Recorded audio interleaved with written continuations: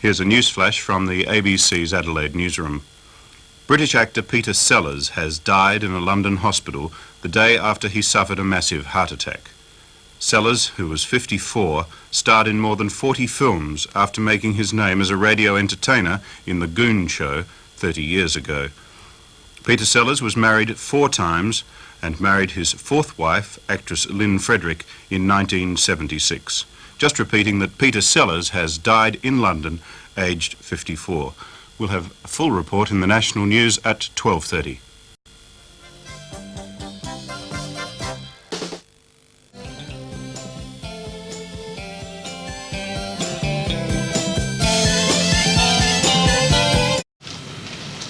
It's late.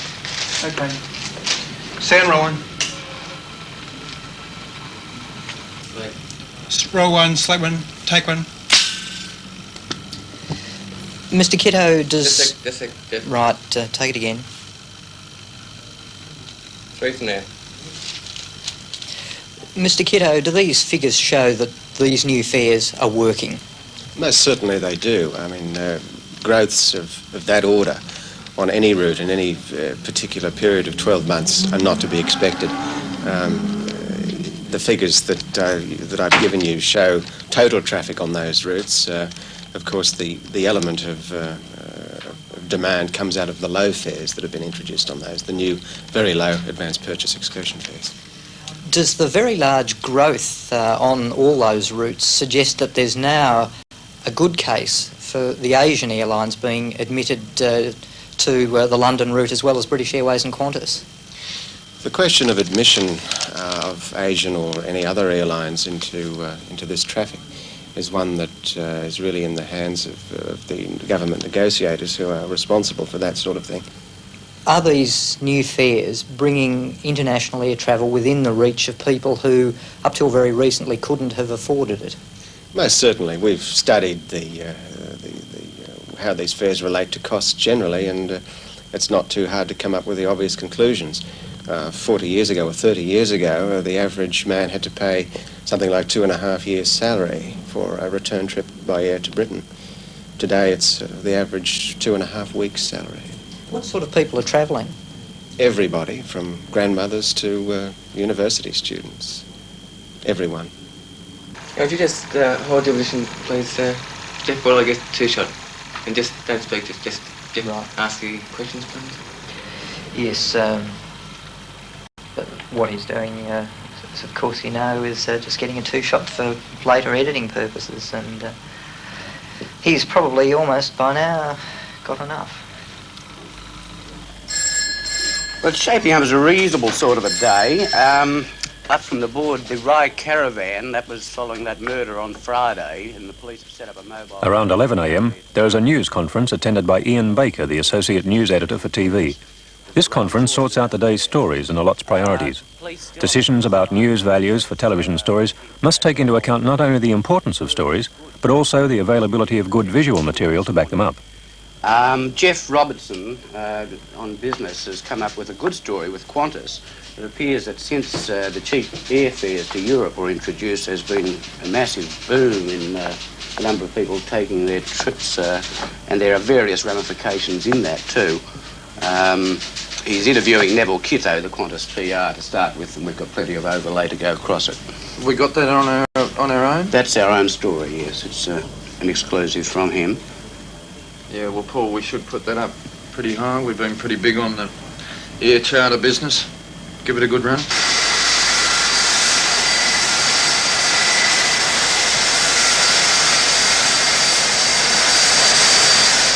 Jeff and the crew have moved to the Tullamarine Airport, where they're filming activity to provide a visual background to the story. Sometimes a great deal of time and effort is required to get this sort of material, and the crew may have to cope with bad weather and difficult location conditions.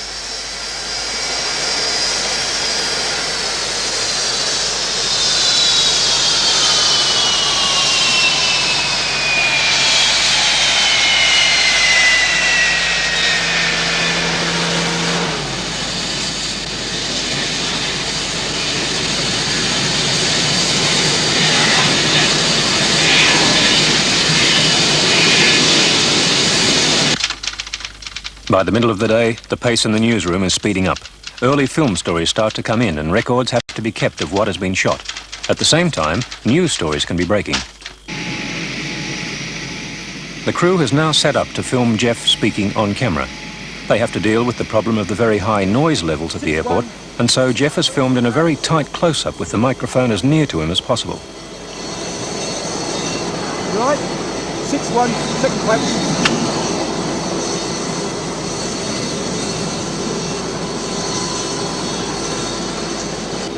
Qantas has already... No, keep it going. Qantas has ordered 2 new jumbo jets and is running extra flights. But there are already signs that the airline is having trouble coping with the demand. Intending... no, sorry. I'll take it from the top again, just keep it going. Qantas has ordered 2 new jumbo jets and is running extra flights. But there are already signs that the airline is having trouble coping with the demand. The Qantas booking switchboard is often jammed. Intending passengers are being forced to buy their tickets months in advance. By 2 in the afternoon, the full complement of sub-editors and office staff is at work. The sub-editors are experienced reporters who now work behind the scenes, taking the film and information provided by the reporters and organising it into the form in which it will be seen on air. The film research section provides visual material such as 35mm slides and stock library footage, which may be required in addition to the film obtained by the reporter.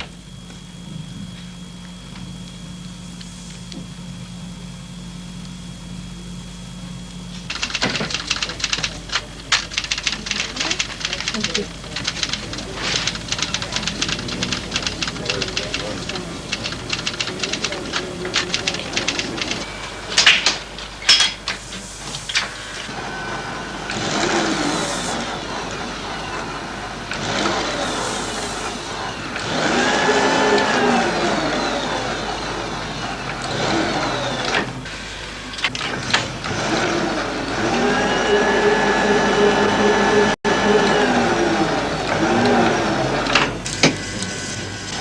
40 years ago, 30 years ago, the average man had to pay something like... Jeff's footage will be cut by a film editor working under the direction of one of the sub-editors. The sub-editor decides such things as the overall duration of the item, which questions and answers from the interview will be shown, and how the overlay material from the airport will be used. Everyone. 118. Yeah, that question on the Asian Airlines, I think he really put it all off onto the government. He didn't say anything very solid about that one. What do you reckon, Alan? I think it was a bit waffly. I think if we use the answer to question 1, because that'll fit with your on-camera, you throw from the on-camera, and then perhaps question 2 and the answers to question 5. Okay.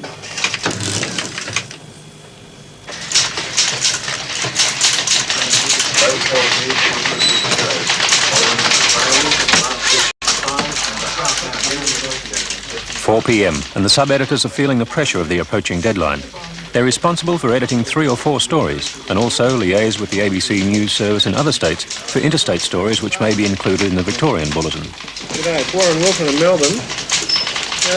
The talent that Martin Gillen interviews in VIP Insurance, is that the liquidator, Mr. Brian Hunter?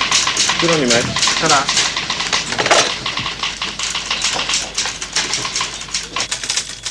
Jeff Robertson is writing the script for a voiceover which will begin his story. Newsreader Jeff Raymond starts to familiarise himself with completed items. Oh, yeah. The film editor is still cutting the story to the required length, eliminating any mistakes and making sure the various elements flow smoothly together. People who, up till very recently, couldn't have afforded it. Most certainly, we've studied the...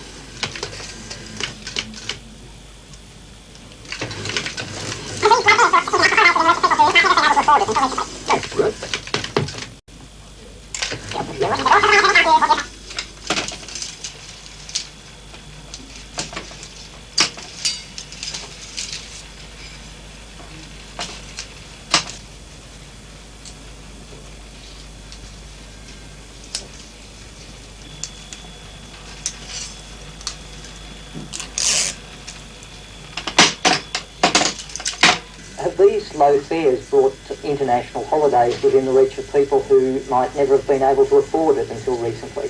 Most certainly.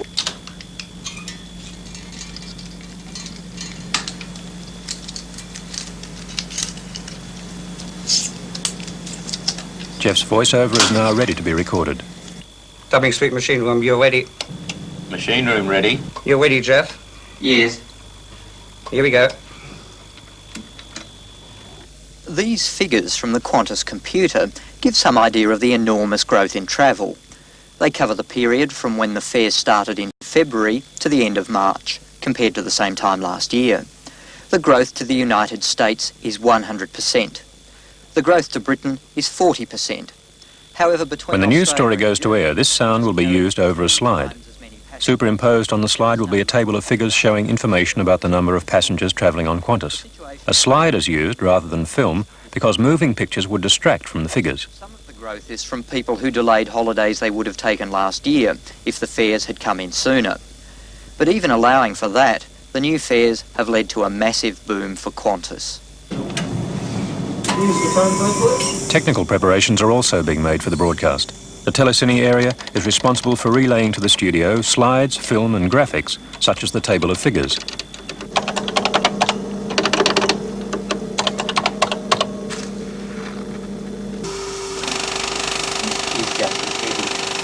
course, some of the growth is from people who delayed holidays they would have taken last year if the fares had come in sooner. But even allowing for that, the new fares have led to a massive boom for Qantas.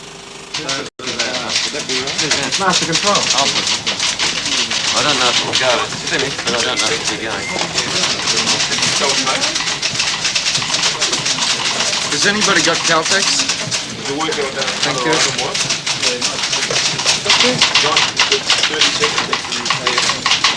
I haven't got anything. It's coming in. Talk about whether or not his department sent a letter to another department. With minutes to go, the individual scripts are collated. The scripts carry introductions to the stories to be read by the newsreader and directions for the studio director. The lineup of stories is now completely different from what was first envisaged in the morning. Of the headline stories, only Jeff's has survived into the bulletin. It will run for 1 minute and 40 seconds. Now the action moves to the studio. The ABC's 7 o'clock news is about to go to air.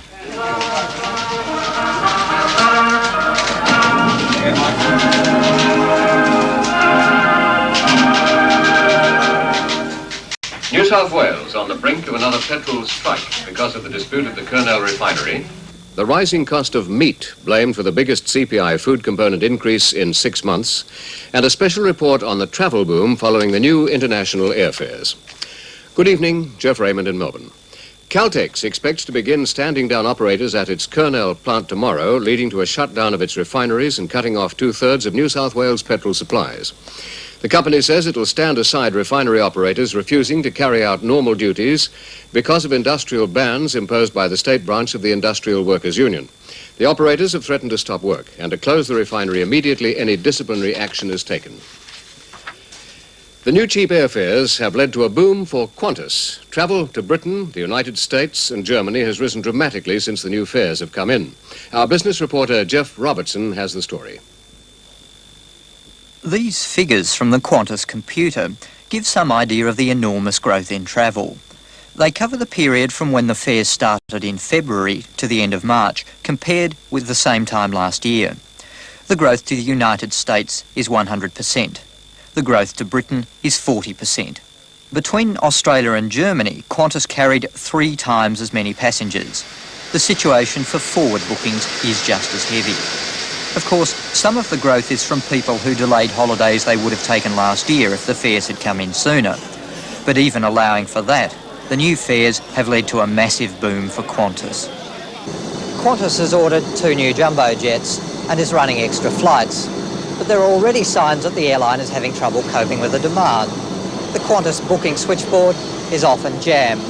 Intending passengers are being forced to buy their tickets months in advance. 9 months is not uncommon. It's almost impossible at the moment to get a seat to the United States. Flights to Britain for next year are filling fast.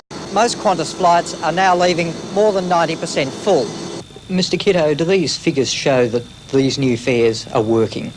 Most certainly they do. Have these low fares brought international holidays within the reach of people who might never have been able to afford it until recently?